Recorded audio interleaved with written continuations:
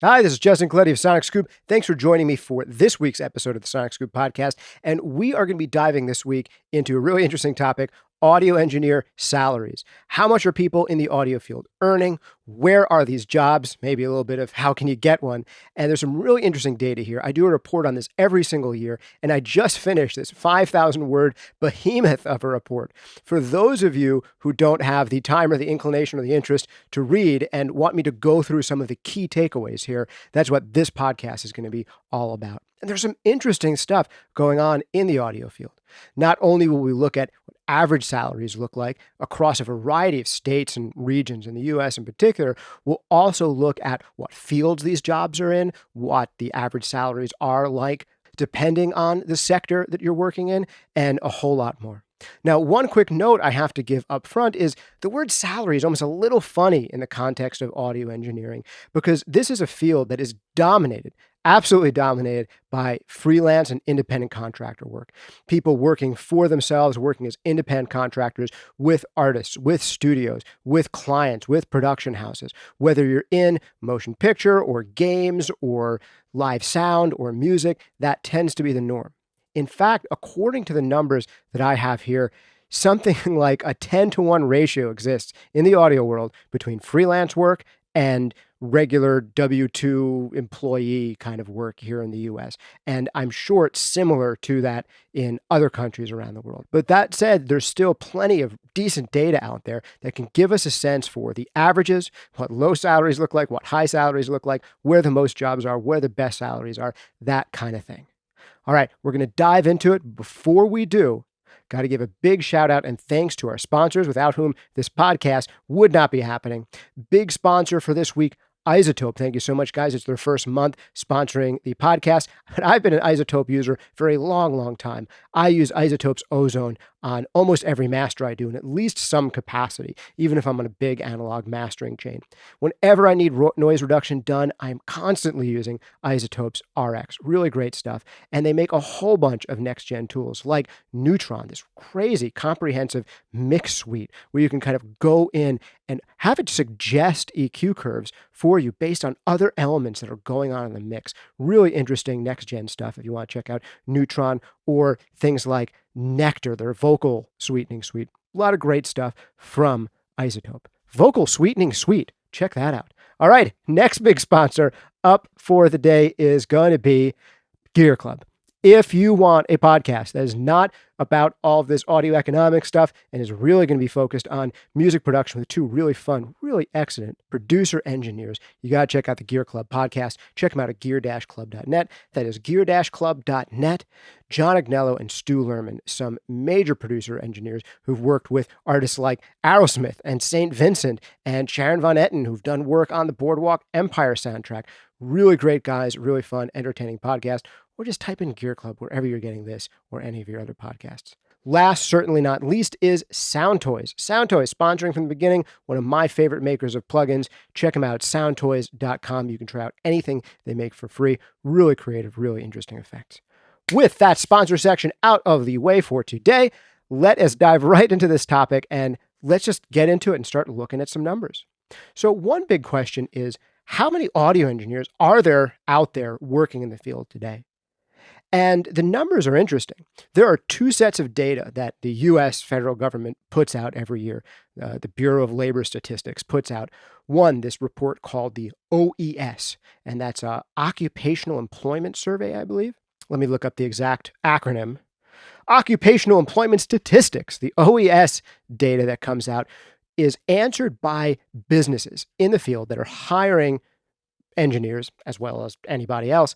And it's a really thorough study. Most businesses have to fill out this study. So we get a lot of great statistics out of this OES data. It's broken down by region, by city, by state, by the subsector you're working in inside of audio. The drawback to this data is, like I said earlier, most audio engineers out there, they are not working as salaried employees. So they're actually going to be missed by this data. In fact, the number of jobs counted by this data, actual salaried employees working in the audio field, OES puts it at about 13,500 people.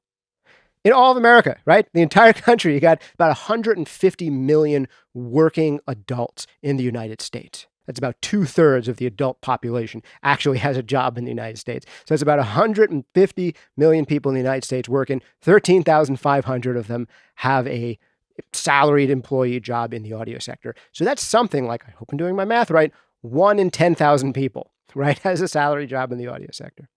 But there's some additional data that actually does capture that bigger lion's share of people working in audio. This is data that comes again from the Bureau of Labor Statistics, and it is the CPS survey. This is the current population survey. It's done less frequently. It doesn't go into as many details. This is basically the government calling people up on the phone saying, did you work this year? What did you do? How much did you make? And people answering questions about that kind of thing. So they take a small sample and they extrapolate based on it. But it should be a big enough sample to get decent enough data. According to those numbers, there's something like 135,000 audio engineers working when you include people who are freelancers, when you include people who are independent contractors. So like I said earlier, that's a 10-to-1 ratio.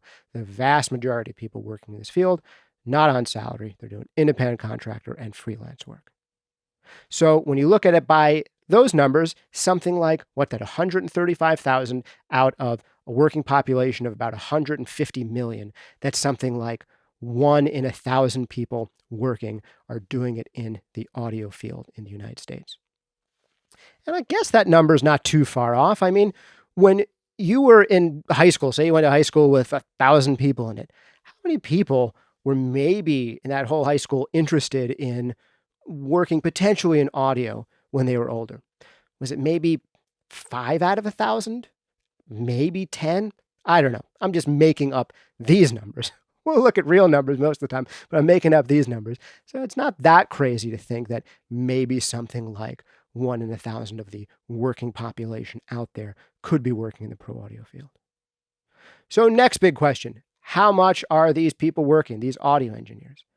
All right, so first of all, I want to give you a sense for the trajectory, and then I'll get to the answer to that question. When I first started looking at these numbers in the year 2012, I wanted to go back to the beginning of this millennium, the year 2000, and trace it all the way up to 2010 and see how things had changed. And the first decade of this millennium, average salaries for audio engineers had actually increased significantly, something like a 75% increase from the year 2000 to 2010. And this is during a period in which, everyone's running around with their hair on fire saying all these studios are closing, the music industry, it's tanking. Maybe true to some degree, but at that same time, the number of audio engineers working in the country went up by almost 50% in that first decade of the 21st century. And incomes for audio engineers went up about 75% in that same time frame. According to the official numbers, audio engineer salaries did outpace inflation pretty significantly. That said, this is a big aside. I'm not a huge fan of the way the inflation statistics are calculated. I don't know if they really capture actual monetary inflation. In fact, they're not even really inflation numbers. They're consumer price index increase numbers, which is actually a slightly different thing. But you know what? That is a subject for a whole nother podcast. I'm not going to get into that right now. Bad, Justin. Let's stay focused on audio engineering salaries. So where are they now? Well, like I said, they went up from about 30,000 in the beginning of the 21st century to a much higher number today. 52,400 is the official number being put out for today, being the median salary. And median salary, in case you forgot statistics, that is the salary right in the middle. It's not the average, it's slightly different, but it means 50% of people make less than that. So that's important to remember. And 50% of people make more than that. So 52,400 was the number for this year that was smack dab in the middle of all of this salary data that was collected. Now, that is actually down just slightly in these past 2 years. There's been a slight decline in the audio engineer salary numbers this year, and I'm going to get into why that might be. And it's actually not all fire and brimstone necessarily, and we'll talk about why and what some of the factors are. And some of them are surprising. Some of them might actually be positive, and we'll look into that in a minute. But real quick, I also want to say that the average salary that audio engineers earn is a little higher than that number. So the average salary was about $65,000 in the US this year. And you can tell the average salary, it's higher pretty significantly than the median salary. And that is in part because the highest wage earners can earn a lot more than the median.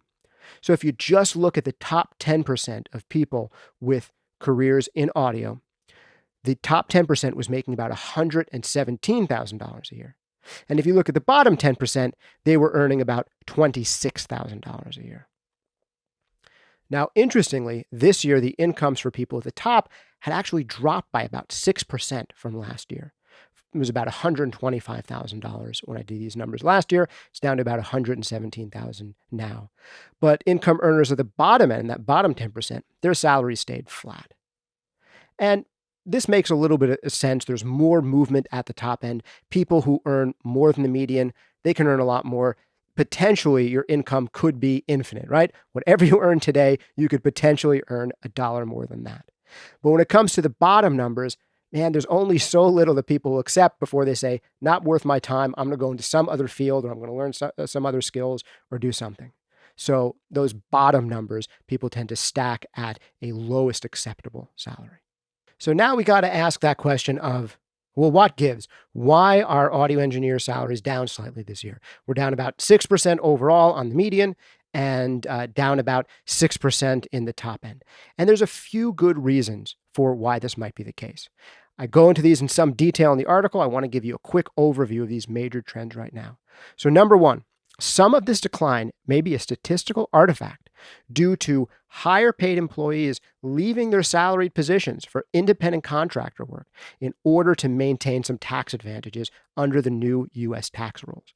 So that would cause some of those high income earners potentially to drop out of the OES salary estimates completely, right? If they go from salaried work to freelancer work, they're not going to show up in this salary data that's collected every year. So that could be a factor. And like I said, there actually are reasons, particularly recently, why people would want to leave salaried work for independent contractor work. Some of those have to do with how tax deductions have changed. As a W-2 regular wage earner, it's actually become even harder recently to deduct certain expenses related to your job, and now you're much better off going into independent contractor work to deduct the same expenses you might have been able to do more easily in the past. Reason number two that the salaries may have dropped. There was actually a problem with the data from California this year. California is one of the biggest employers of audio engineers in the entire country. We'll look at that in a minute. But they didn't actually release estimates for their salaries. So there could be an issue with the data from California that would artificially bring down the average salaries. But there's a third reason, and this one seems like it could be the most prominent reason this year. And that's that salaries are actually increasing in the smaller and less expensive cities as people move away from states like California that are really expensive to live in, really high cost, high tax states. There's some evidence to suggest that people are finally moving away from some of these states like California to less expensive locales where they might earn a lower salary, a lower dollar figure amount each year. But who cares? Their cost of living is so much lower that they actually feel richer at the end of the day, even if there is a lower number attached to their salary. And there is some good data to suggest that that is a portion of what's happening on the audio world. There appears to be a migration out of California in particular and higher cost areas in general, including places like Seattle, have seen their salaries drop. Meanwhile, some of the less expensive markets, places like Atlanta, places like Dallas, they're seeing salaries go up and overall employment go up. And we'll look at that in a little bit more detail in just a minute. Quick side note, I am living proof of this thing number 3 happening. You might see my beautiful New Hampshire t-shirt that says live free or die on it, our beautiful state's state motto. I lived until very recently in Brooklyn, New York. And one of the many reasons I moved to New Hampshire from Brooklyn, New York, was that my house here would cost 5 times as much if I still lived in New York.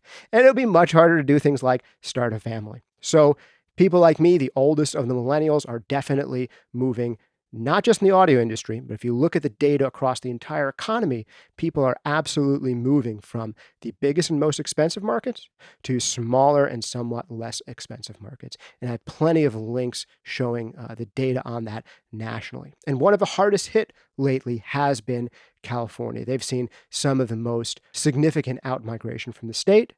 And according to these numbers, it looks like audio engineers are starting to leave California. Now, this is interesting because the exact opposite had happened a little while ago.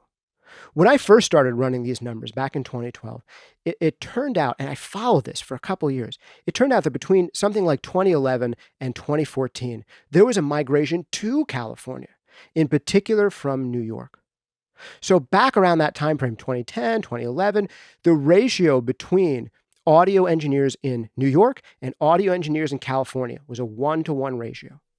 But as the decade progressed, and as the cost of living continued to rise in New York, and as cities in California, like Los Angeles, were less expensive to live in, engineers started moving from New York to California. At the time, the salaries in California could end up being a little bit lower even as some of this transition was happening. But the cost of living in Los Angeles was 20% lower than the cost of living in New York City. So you saw this massive outflow until in just a period of a few years, the ratio of audio engineers between California and New York went from 1-to-1 to 2-to-1. And it continued to increase up until a couple of years ago when it hit, I believe, 2.6-to-1 California to New York. And just now, that ratio is starting to drop. Both California and New York actually saw decreases in the number of audio engineered salaried jobs this past year, but the number of jobs decreased even more in California than New York. Now, these declines aren't huge, don't get me wrong. According to the numbers we have here, the number of audio engineered jobs in California dropped something like 6%. In New York, the number dropped something like 2 or 3%.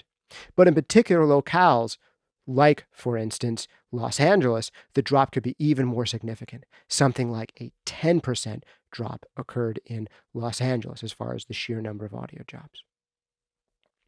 Now, again, I have to throw this caveat in there.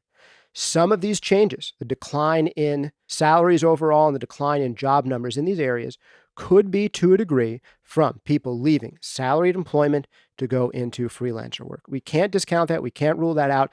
That absolutely could be and probably is a factor, particularly in states like California and New York, where people pay the highest taxes and they've got the most incentive to try to avoid some of those taxes by switching the way they're earning their income under these new tax rules. But with that said, there's also some evidence to suggest that this shift may be happening. Like I said, we know that this shift is happening in the broader economy, and I've linked to some evidence for that shows outmigration from California and migration in general in very recent years from high-cost, high-tax states to low-cost, low-tax states. That is definitely something that's been happening in the broader economy. But the other bit of evidence we have is the increase in the job numbers and the increase in the salaries in smaller job markets. Let's start to look at that right now. Okay, for those of you who are watching on video, I'm going to pull up a little chart here that is called the Employment of Sound Engineering Technicians by State, May 2018.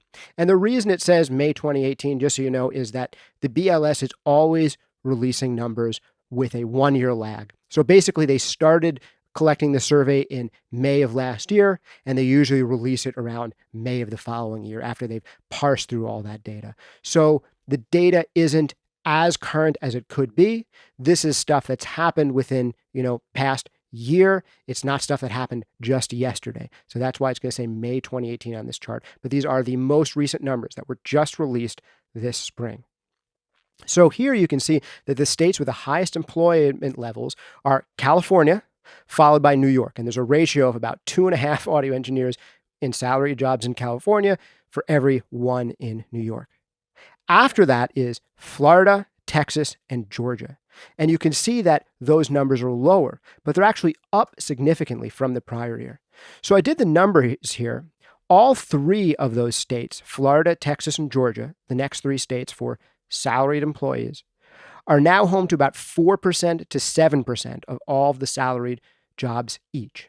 with Florida being the most, around 7% of all salaried audio engineers living in Florida. So unlike New York and California, the number of audio jobs in those states is actually up substantially. Audio jobs in Florida grew by a whopping 40%. In Texas, the job count for audio engineers grew by 30%, and the job count in Georgia was also up by 30%. But if you look at just Atlanta, Georgia alone, it was up by 37%. After that, you had New Jersey, Oregon, Tennessee, Illinois, Virginia, Nevada, Massachusetts, Washington, Utah being some of the biggest states for audio engineer employment. Each of those states had something like between 1.5% to 4% of the job market each. So last year when I ran these numbers, New York and California had something like 50% of all of the audio jobs in the country. This year, however, with their decline and the growth elsewhere, they now have about 45% of all of the jobs in the country in audio just between those two states. So that's a bit of a shrinking market share from half the jobs down to 45% of the jobs. Is it going to continue going that way? We don't know as of yet, obviously, but it's something that we're going to keep our eyes open on for future reports. My inclination is maybe it will continue.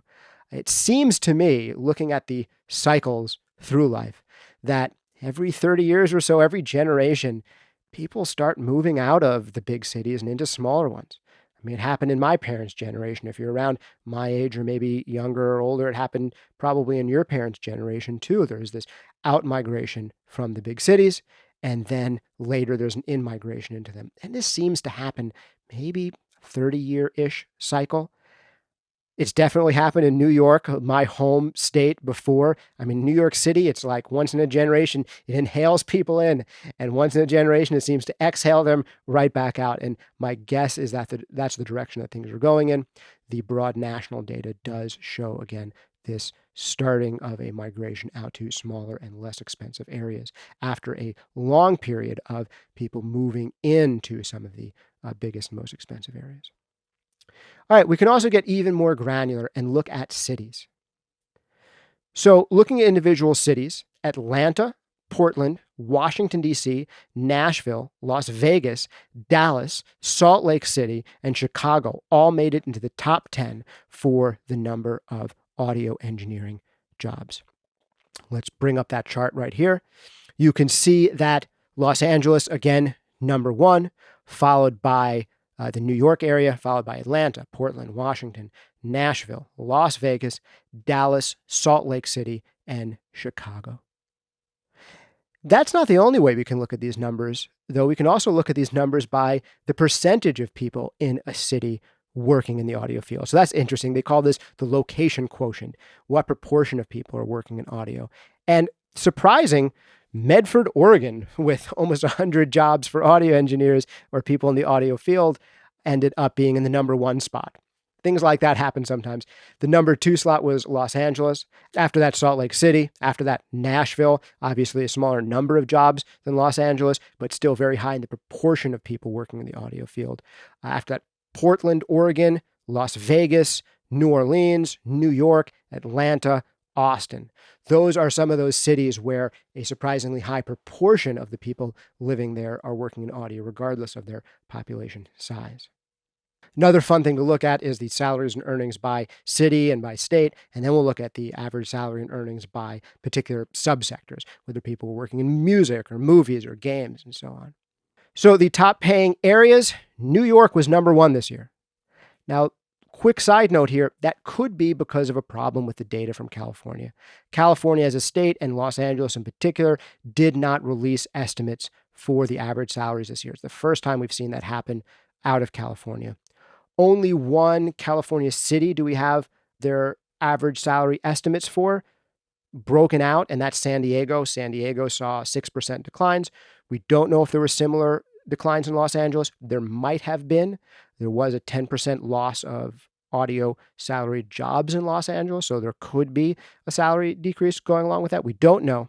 But New York is now in the number 1 slot, in part because California dropped out of these statistics by not reporting, and in part because Seattle, another very expensive city, also saw a decline in the number and the earnings for audio engineers. And that was significant. The number of audio jobs in the state of Washington was down by something like 37% in a year. And it dropped from being number one on the charts all the way to not being on the top 10 chart at all.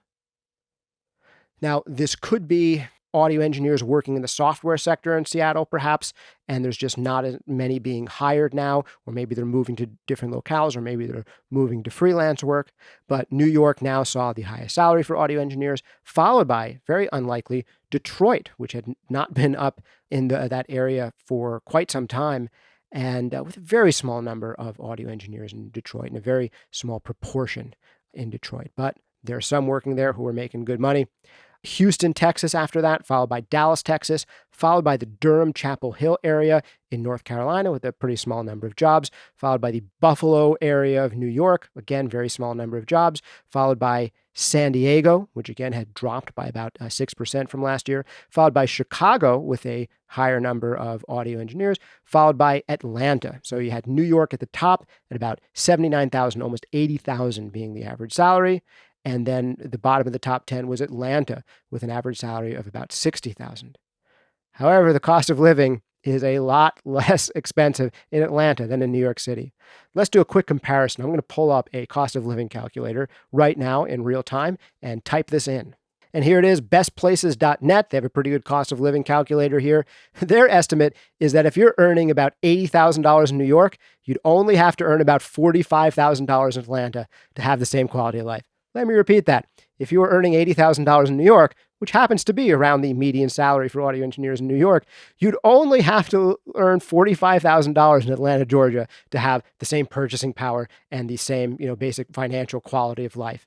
So that is significant, especially when you look at the actual numbers and you see that the audio engineers in Atlanta are making almost $62,000 a year.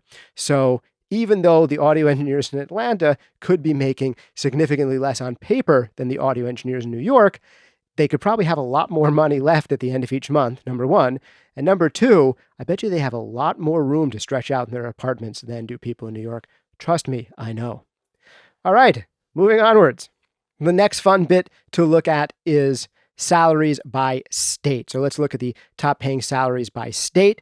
Number one was Louisiana. Isn't that wild? Number one state for audio salaries at 88,000, almost 89,000.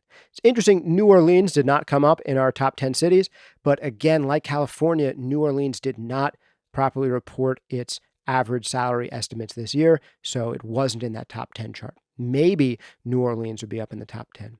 Though in past years, I've seen it where New Orleans was not in the top 10 for audio engineers, but Louisiana as a state was still in the top 5 for states. So these audio engineers who are making a good living in Louisiana, they might not be right there in New Orleans. They could be in smaller markets.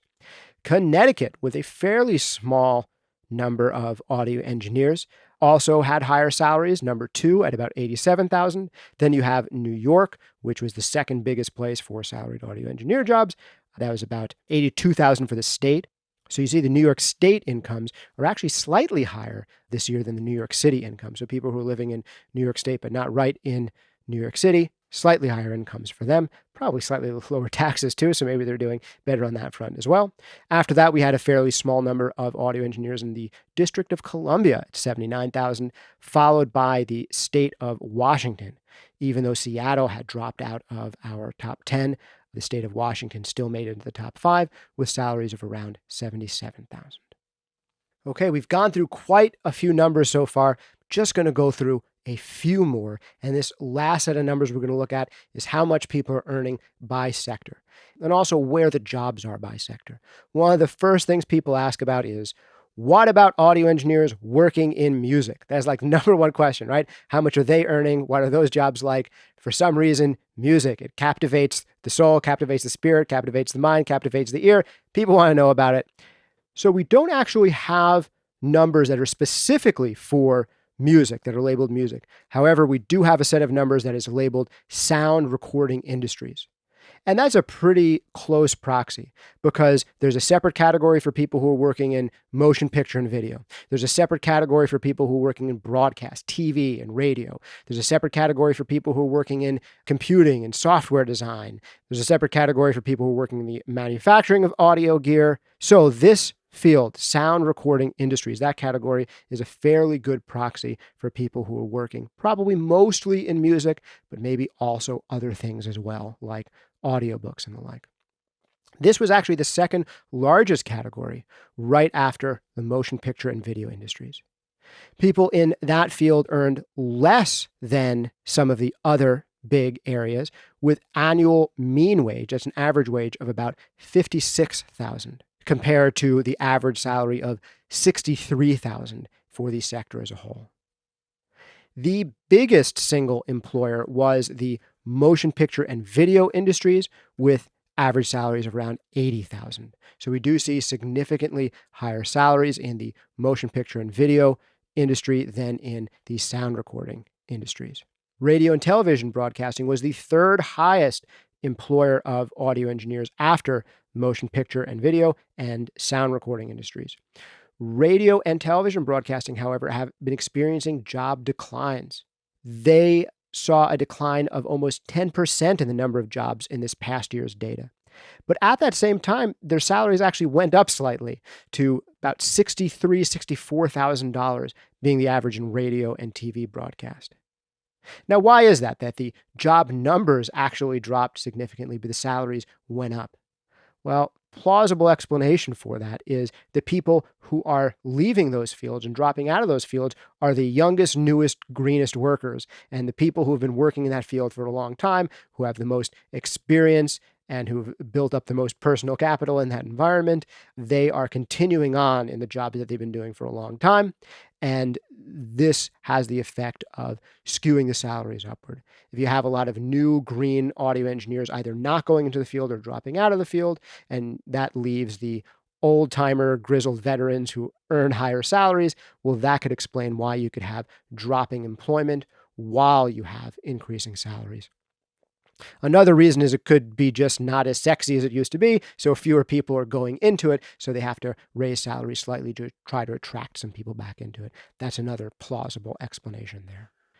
We also have these two smaller sectors of performing arts companies and independent artists, writers, and performers. They had salaries of $57,000 and $48,000 respectively. So again, the salaries in the performing arts and in music are lower than the salaries in audio post-production, sound for picture, that kind of thing. And if we look at the top paying industries for this occupation, you see that motion picture and video industries does come in number one. Usually either number one or number two, flip-flopping back and forth, would be either motion picture and video or computing, something like software design or computer systems design. Things like that were usually right there neck and neck, flipping back and forth. It was some years motion picture and video was number one. Some years those software development, computer jobs for audio engineers were number one. This year, however, those computer-related jobs seems to have dropped down to the number 5 slot. In fact, this category, computer system design and related services, this debuted a few years ago with the highest salaries at $100,000 being the average. And now those salaries have dropped down to about $71,000. Is that due to software companies and tech companies hiring fewer audio engineers in this late stage of the longest economic expansion basically in U.S. history? Maybe those kinds of companies aren't hiring as many audio engineers as they once were. We don't exactly know. There's also a chance, like I said, if a lot of these people are particularly living in places like California, maybe some of them have moved either to less expensive locales or have moved from salaried work to freelance independent contractor work. That's a possibility as well we can't discount. In the middle here, numbers 2, 3, and 4 for the highest salaries were specialized design services, other information services. And then number 4 was accounting, tax preparation, bookkeeping, and payroll services. From what I gather from these categories, I think you could kind of put all 3 of those under the general umbrella of corporate AV. These could be audio engineers who are helping work on talking head videos or corporate calls or setting up big corporate events. Some of those could fall within there, but it also could be audio forensics, transcription, other things. We don't really have those jobs broken down. But I will say that at least in New York, corporate AV doing work for, big Fortune 500 companies, that is one of the higher paying sectors for audio engineers, particularly in live event setup. And it is actually a big industry for hiring audio engineers. And when I ran a audio school in New York City, working as the chair of the department of the biggest vocational audio school in New York City, we were placing a lot of students who were working right out of graduating. A lot of them were going into the corporate AV field. So I think it may be fair to say that at least some of those corporate AV jobs are going to show up in that middle category of those earning between $72,000 and $76,000 on average. All right, I think that is about long enough for a podcast on audio salaries, audio jobs, where the jobs are, all that stuff. If you want to see this in more detail, check out the article I've written on it called Industry Intel 2019 Audio Engineer Salary and Jobs Report. I'll link to that one in the show notes. We've gone pretty deep here in the podcast, but this article goes even deeper. One quick last note I'll give you is that I have some proprietary data in here. When I was the chair, the biggest vocational audio engineering school in New York City, I did an analysis of where our students who graduated and got jobs were actually getting jobs. And at least for New York City, this is how it broke down. Live events, 61% of our graduates who went right into working in the field successfully went into live events. And that was split between live sound, corporate AV, and DJing, with live sound and corporate AV being significantly larger than DJing. After that was music production, people who were working as recording engineers, who were freelancers or self-employed, or who worked, very small number, for record labels. And that was about 18% of the students who got jobs right out of school were in music production. 15% of the students in New York City who got right out of school and into a job were working in sound for multimedia or sound for picture. So this could be audio post-production. It could be audio books. It could be broadcast. And then there is this other category. About 7% of them may have wound up in something like pro audio sales or education. And this was actually a big change. Over a 3-year period, the proportion of employment in the live sound category increased by almost 50%, while employment in the music production category dropped by nearly 50%. If you want to know the proportion of students who actually graduated from this vocational school and immediately found employment in the field, I have those numbers too. This is slightly older data from 2014 or 2015, I believe. We found that 50 to 70% of graduates with vocational certificates were able to find paid employment in the field within a year. And that is compared to 70 to 80% of graduates who graduated with an associate's degrees from the same school. All right, I'm going to wrap this up the same way I wrapped up the article. I think it's a good way to wrap up this podcast as well, and I'll read directly from the ending notes of this article now. Although this data is imperfect, we can make some reasonable guesses about where things are headed from here. And here are my best 6 guesses for where we are and where things are going. Number 1, audio engineers, much like millennials, creative workers more broadly, and heck, people in general are starting to move from the largest and most expensive cities to smaller and more attractively priced ones. Number 2, the world is now full of more video than ever before. It also means it's full of more audio than ever before. Pretty much all video you're going to experience has audio associated with it. As companies continue to figure out ways to monetize streaming web video, you can expect more jobs to continue to emerge in that field. Number 3, recorded music revenues, after taking a decade-long beating, are finally on an upward trend again. As this novel idea of paying for music begins to become not only the most ethical, but also the most convenient option once again, we should expect income increases in the music sector, at least helping people in that sector regain some of their lost ground. And that's exactly what's been happening until this last year's report. Number 4, live events, both in music and in the corporate sector, are attracting more revenue than ever before. In the age of a nonstop stream of digital entertainment, and information, people seem to be refreshingly willing to pay more for real-life experiences once again. That's a good thing because there's a lot of evidence to suggest that experience make us happier than things do. Number 5, video games continue to bring in more dollars than movies and recorded music combined. The number of audio professionals employed in that field is small at the moment, but it is swiftly growing. And of course, more money often attracts more competition. So look for this field and the number of jobs in it to continue to grow in the future, even if salaries in that sector could potentially drop slightly as more people move into the field. Is that a factor of what's happening with the salaries in the computer and software sectors declining a bit? It could be. We just don't know from this data. Number 6, as long as there is audio, there will be jobs in audio. Sometimes more of them, sometimes less of them. But this much is certain. Short of the collapse of civilization as we know it, audio isn't going anywhere. So if you really want in, there's going to be at least some jobs out there. Maybe you can join me in being those something like 1 in 1,000 working people who are working in audio. If so, I hope you will continue to join us over at SonicScoop.com. Check us out there for pretty much all the articles you'll ever want and need on how to do audio better, how to make a living in music and audio post-production, how to handle being in the business of audio, music, sound for picture, all of that good stuff. This has been Justin Colletti of SonicScoop. I do have to give one last big shout out and public service announcement.